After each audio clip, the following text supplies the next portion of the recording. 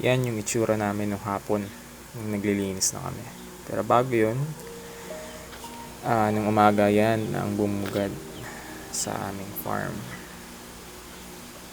Bumagsak ang napakalaking puno sa bubong sa may brooder at grower na part ng farm namin.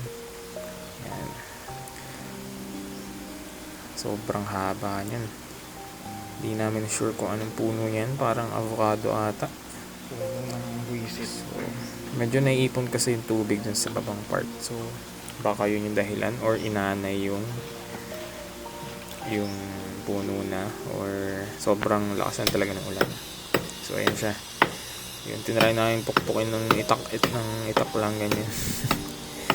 Pero, nakahiram kami ng mahabang lagari. So, hindi ko na na-videohan eh. Pero yan, naglinis na kami ng mga gagamitin namin para sa brooder. Si kuya naman, kakabit na ng green screen. Kasi yun nga yung in-improve namin na brooder. Steel matting na. Tapos may green screen na lang. Para after ilang weeks ng sisiw sa brooder, pwede na tanggalin yung bedding and green screen na lang. So ayan na, makikita nyo yung sira dun sa loob sa bubong.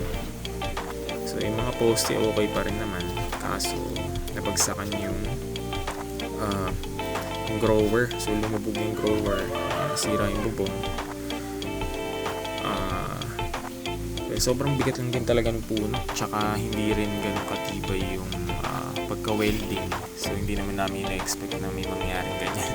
Pero yun, salamat naman at naalis namin ng puno.